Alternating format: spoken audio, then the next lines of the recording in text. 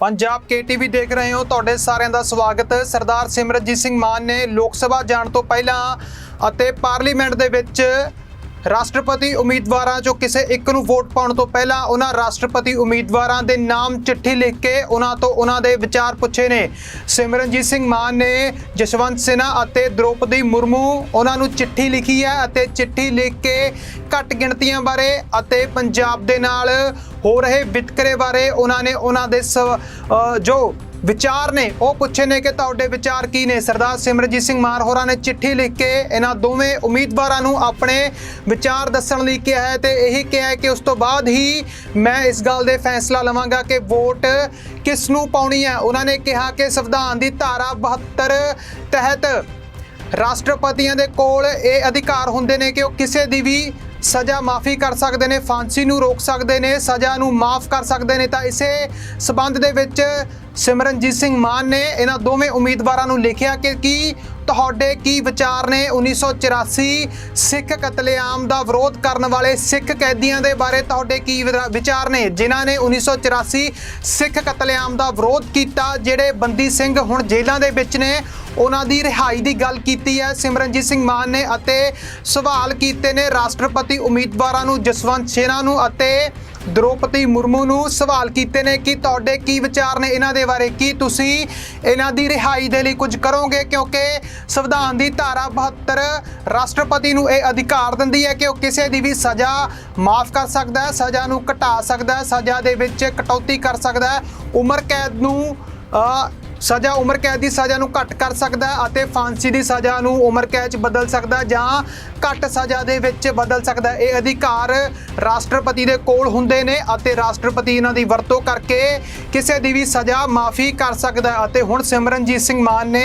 दोवें राष्ट्रपति उम्मीदवारों नूं सत्ताधारी धिर दे राष्ट्रपति उम्मीदवार द्रौपदी मुर्मू अते विरोधी धिरां दे सांझे उम्मीदवार जसवंत सिन्हा नूं उन्होंने सवाल किया, चिट्ठी लिखी है जिस दे विच उन्होंने कहा कि घट गिणतियां दे बारे तुहाडे की विचार ने। उन्होंने सवाल पूछा कि घट गिणतियां दे बारे मैनूं अपने विचार दसो, बंदी सिंघां दे बारे अपने विचार दसो, की तुसीं उन्हां दी रिहाई करोगे। उस तो बाद ही वो किसी एक उम्मीदवार नूं वोट पाउणगे। जेकर उम्मीदवार अपने विचार दसदे ने तां ही वो इन्हां उम्मीदवारां दे विचों किसी एक उम्मीदवार नूं वोट पाउणगे। नाल ही नाल उन्होंने गल कीती है UAPA दी यूपा धारा की गल की है कि UAPA धारा दे बारे तुहाडा की विचार है कि ये धारा दे नाल जो मनुखी अधिकारां दा घाण हुंदा उस दे बारे किसी की सोचदे हो। नाल दी नाल सिमरनजीत सिंह मान ने पंजाब दे अधिकारां दी गल ही नहीं कीती, उन्होंने बाकी जो राज ने उन्हां दे अधिकारां दी भी गल कीती है। इत्थे ही उन्होंने AFSPA जो एफसा जो एक कानूनी धारा आ जो कि जिहड़े 7 स्टेट्स ने भारत दियां जो उधर ज़्यादातर इस धारा नूं लगाया जाता, नागालैंड, असम, मणिपुर, मिजोरम दे वल इस फौज की धारा नूं लगाया जाता है, जिहड़ी धारा फौज के हत्थां दे विच बहुत ज़्यादा कंट्रोल दे दिंदी है, फौज नूं बहुत ज़्यादा शक्तियां प्रदान कर दिंदी है।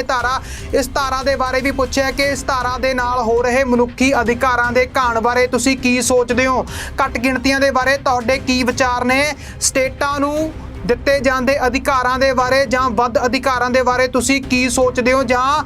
राज्यां दे उत्ते केंद्रीकरण दी नीति दे बारे तुसीं की सोचदे हो, केंद्र दे वध अधिकारां दे बारे तुसीं की सोचदे हो। कई सवाल सिमरनजीत सिंह मान ने कीते ने राष्ट्रपति उम्मीदवारों नूं अते उन्हां दे विचार पुछे ने कि तुसीं अपने विचार दसो। इस तो बाद ही वो इन्हां दोवें उम्मीदवारों दे विचों किसी एक उम्मीदवार नूं वोट पाउणगे अते चिट्ठी लिखी है। उन्होंने दोनों उम्मीदवारों के नाम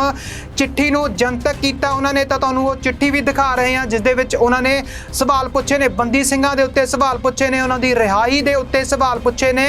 अते पंजाब दी उन्होंने गल कीती है। तो सिमरनजीत सिंह मान ने चिट्ठी लिख के दोवें राष्ट्रपति उम्मीदवारों नूं सवाल कीते ने।